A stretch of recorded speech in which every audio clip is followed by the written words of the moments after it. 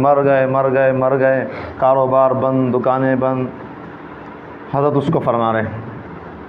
ارشاد رسول اللہ صلی اللہ علیہ وسلم نے فرمایا سرکہ بہترین سالن ہے. اس سے ثابت ہوا کہ جو کی روٹی کے ساتھ سرکہ مل جائے تو یہ بہت ہی اونچا معیار ہے. بریانی نہیں دوپہر جو کھائی تھی، جو کی روٹی اگر سرکے کے ساتھ مل جائے تو بہت اعلیٰ معیار ہے. اللہ تعالیٰ ہم سب کو نصیب کرے. یہ مطلب یہ نہیں کہہ رہا میں کہ یہ نصیب کرے، یعنی اتنی قناعت کہ اگر ہمارے وقت بھی گزرے تو ہم ثابت قدم رہیں. ضرورت سے اوپر کا درجہ حاجت ہے. ضرورت تو ہماری اس سے پوری ہو گئی، سرکہ مل گیا اور جو کی روٹی مل گئی تو سمجھیے اللہ تعالیٰ کی نعمت تمام. اب اس سے ضرورت سے اوپر کا درجہ ہے حاجت، اور حاجت سے اوپر آسائش ہے، پھر آرائش ہے.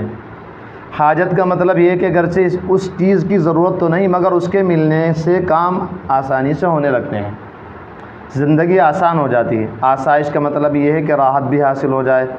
آرائش سے مراد زیب و زینت ہے جو اللہ تعالیٰ کی رحمت ہے. اللہ تعالیٰ نے آرائش کی بھی اجازت دی ہے. چنانچہ فرمایا قل من حرم زینت اللہ التی اخرج لعباده والطیبات من الرزق. الغرض ضرورت سے اوپر کے درجات اختیار کرنا بھی درست ہے، لیکن اگر اتنا لباس اور اتنی خوراک، یعنی کفارے میں جو لباس دیا جاتا ہے، یعنی مرد کے لیے ناف سے لے کر گھٹنوں تک، عورت کے لیے اتنی بڑی چادر جو اوپر سے نیچے تک پہنچ جائے. اگر اللہ تعالیٰ اتنا لباس دے رہا ہے نا ناف سے لے کے گھٹنوں تک، نعمت تمام اللہ تعالیٰ کی. کہاں ہیں ہم نے ضرورت پتہ نہیں کسے بنا رکھا. گرمی کے 12 سوٹ ہونے چاہیے، سردی کے اتنے سوٹ ہونے چاہیے. ناف سے لے کے اگر یہاں تک مل جائے، سطر چھپ جائے، اللہ اتنا بھی دے دے تو اللہ کی نعمت تمام ہو گئی. جو کی روٹی اور سرکہ دے دے، کتنا زیادہ ہم اب خود اندازہ لگائیے. ہماری ضرورت سے اللہ تعالیٰ نے کئی سو گنا زیادہ دے رکھا نہیں ہم سب کو. اب پھر بھی رونا، ضرورت پوری نہیں، ضرورت پوری نہیں، ضرورت پوری نہیں، کام بند کا، پھر بھی رات دن کا رونا. جب یہ سامنے باتیں ہوں گی جب یہ تو شکر ادا کریں گے. اللہ تعالیٰ آپ کا لاکھ لاکھ شکر، آپ نے ضرورت سے کئی سو گنا زیادہ دے رکھا ہے. مل رہی ہے اتنا، اگر کپڑا بھی مل رہا ہے جسے اللہ تعالیٰ نے ضرورت قرار دیا ہے تو کہنا ضرورت پوری نہیں ہو رہی، اللہ تعالیٰ پر اعتراض ہے. جو کی روٹی اور سرکہ مل گیا اور اتنا کپڑا مل گیا ناف سے گھٹنوں تک آپ ڈھک سکیں، عورت کو پوری چادر مل گئی، پورا بدن سر وغیرہ ڈھانک سکے. اس کے بعد کوئی آدمی کہے کہ ضرورت پوری نہیں ہو رہی، یہ اللہ تعالیٰ پر اعتراض ہے. الیاذ باللہ. اللہ تعالیٰ تو فرما رہے ہیں کہ اس کی ضرورت پوری ہو گئی، اور یہ کہہ رہا ہے کہ پوری نہیں ہو رہی، تو یہ اللہ تعالیٰ کے فیصلے کو غلط قرار دے رہا ہے. نمبر 2، آمدن کو شریعت کے مطابق رکھنے کا مطلب یہ ہے کہ محرمات شبہات سے بچنے کے علاوہ اپنے اور دین کے وقار کو بھی قائم رکھا جائے. مال تو اتنا بھی کافی ہے جس سے 2 وقت چنے چبا کر گزارا ہو جائے. ویسے اللہ تعالیٰ کسی کو زیادہ دے دیں تو ٹھیک ہے، ورنہ اپنی احتیاج دنیا داروں کے سامنے پیش کرنے سے بہتر یہی ہے کہ انسان چنے چبا کر گزارا کر لے. قرض تو آج کے دور میں بہت بچنا چاہیے، بہت بچنا.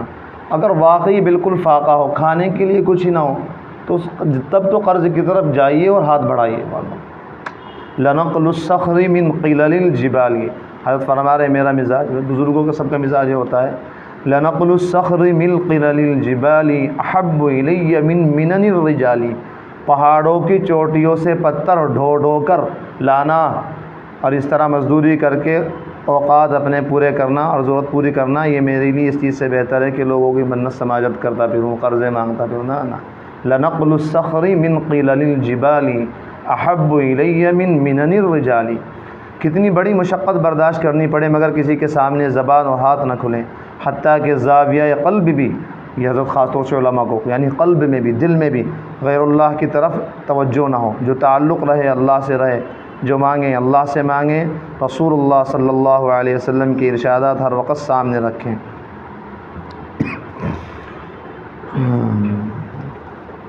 یہ سیمت رہا حضرت کی کتاب میں سے لکھ رکھا تھا. اور سنیے، رسول اللہ صلی اللہ علیہ وسلم کا ارشاد ہے المؤمن مرآۃ المؤمن. حدیث شریف ابو داؤد. ایک مومن دوسرے مومن کے لیے آئینہ ہے. اس حدیث کے 3 مطلب ہو سکتے ہیں. مومن کامل کے احوال دیکھ کر اپنی حالت سنوارنے اور اس کے مطابق بنانے کی کوشش کیجیے. حدیث شریف میں جو ہے کہ مومن کا آئینہ ہے، آپ نے سنی ہوگی بہت ہی حدیث. اس کا مطلب بتا رہے ہیں کہ اس کے 3 مطلب ہیں.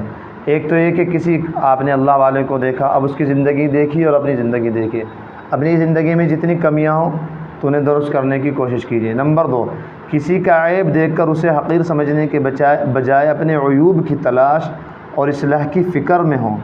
نمبر 3، جس طرح آئینہ دیکھنے والے کو آئینہ اس کے عیوب دکھاتا ہے، اس کے عیب دکھاتا ہے، چہرے پہ کہیں کالش تو نہیں لگ رہی، کہیں کچھ تو نہیں لگ رہا، اسی طرح مومن اپنے مومن کی بھائی کی اصلاح کے لیے اس کے عیوب سے بتاتا ہے۔ نیت یہ ہو کہ اصلاح، بھائی آپ میں غلطی میں نے کل یہ محسوس کیا، یہ محسوس کیا، ھذا ھو الاصح، حضرت فرماتے ہیں یہ زیادہ صحیح مطلب ہے۔ آئینے سے تشبیہ دینے میں 5 ہدایتیں، 5 باتیں یعنی ضروری ہیں۔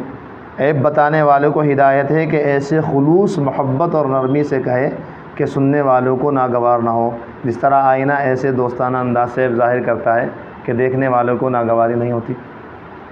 آئینہ کہتا ہے بھائی تیرے منہ پہ کالش لگ رہی، کہتا ہے آئینہ چل منہ دھو، کیا نہیں ہے، آئینہ بالکل چپکے سے اگر آپ کھڑے ہوں گے تو آپ ہی کو بتائے گا آپ کے چہرے پہ کیا عیب ہے۔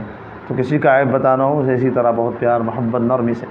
نمبر 2، سننے والوں کو ہدایت دی گئی، جس طرح آئینے میں اپنا عیب دیکھنے والے کو آئینے پر غصہ نہیں آتا بلکہ اسے نعمت سمجھ کر فوراً اپنے عیب کی اصلاح کرتا ہے، اسی طرح عیب بتانے والے پر ناراض ہونے کے بجائے اسے اپنا دوست اور محسن سمجھ کر اس کا شکریہ ادا کرنا چاہیے۔ کبھی کہا شیشے کو پھوڑ دیا، آج تو کالا نظر آ رہا، بہت چہرہ بھدا سا، مارا ایک پتھر نہیں۔ اسی طرح جو لوگ ہمارے عیوب بتائیں تو ان کو اپنا محسن سمجھیں، ان کا شکریہ ادا کریں۔ نمبر 3، جس طرح آئینہ صرف دیکھنے والے کو اس کے عیوب دکھاتا ہے، دوسروں کو نہیں، اسی طرح کسی بھائی میں کوئی عیب نظر آئے تو صرف اسی کو خفیتاً بتانا چاہیے، چپکے سے کسی کے سامنے بتانا یا کسی دوسرے کو بتانا جائز نہیں، اس لیے کہ اول میں اس کی توہین اور فضیحت ہے، کسی کے سامنے اگر بتائیں گے، دوسرے میں توہین کے علاوہ غیبت بھی ہے۔ نمبر 4، جس طرح آئینے میں دیکھے بغیر اپنے ظاہری عیوب نظر نہیں آتے، اسی طرح اپنے باطنی عیوب خود کو نظر نہیں آتے، اندر کے ہمارے عیوب، اس لیے ایک دوسرے سے گفت و شنود کے ذریعے اصلاح کا سلسلہ رکھنا ضروری ہے۔ بھائی میرے عیب بتایا کرو، مجھ میں جو غلطیاں محسوس ہو بتایا کرو، جو کمی محسوس ہو، ایک دوسرے سے اس طرح کے رابطے تعلقات رکھنے چاہیے، کیونکہ بغیر آئینے کے سامنے ہم ظاہری عیب نہیں دیکھ سکتے، تو آئینے کے محتاج ہیں، اسی طرح ہم دوسرے لوگوں کے محتاج ہیں، اگر شیخ ہو تو پھر تو کہنا ہی کیا۔ نمبر 5، جس طرح آئینے کے ذریعے اپنے عیوب کی اصلاح کے لیے خود آئینے کی طرف متوجہ ہونا پڑتا ہے، یہ نہیں سوچا جاتا کہ آئینہ خود بتائے گا خود سے، اسی طرح اس انتظام میں رہنا صحیح نہیں کہ کوئی از خود میرے عیب مجھے بتائے، بلکہ دوسروں سے اپنے عیب خود معلوم کرنے کی کوشش میں لگے رہنا چاہیے۔ حضرت عمر رضی اللہ عنہ فرماتے دیکھیے، رحم اللہ امرأً اہدی الی بعیوب نفسی، اللہ اس شخص پر رحم فرمائے جو میرے عیوب مجھے بتائے۔ حضرت عمر بن خطاب رضی اللہ تعالیٰ عنہ فرمایا کرتے تھے، اللہ تعالیٰ اس شخص پر رحم فرمائے جو میرے عیوب مجھے بتائے، اور ہم کیا کہتے ہیں اس کا الٹا، اللہ تعالیٰ اس شخص پر بس۔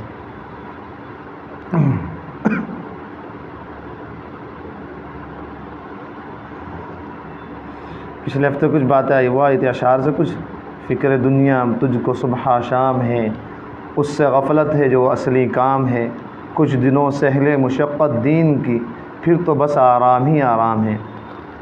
شیطان و نفس دونوں ہیں دشمن تیرے، مگر دشمن وہ دور کا یعنی شیطان، یہ دشمن قریب کا یعنی نفس۔ اسمار آستی یعنی آستین کے سانپ کا، اسمار آستی کا نہ کچلا جو سر، تو پھر منتر ہوگا کارگر نہ بداوا طبیب کا۔ کچھ کام نہیں آئے گا وظیفے جب تک اس کا سر نہیں کچلیں گے۔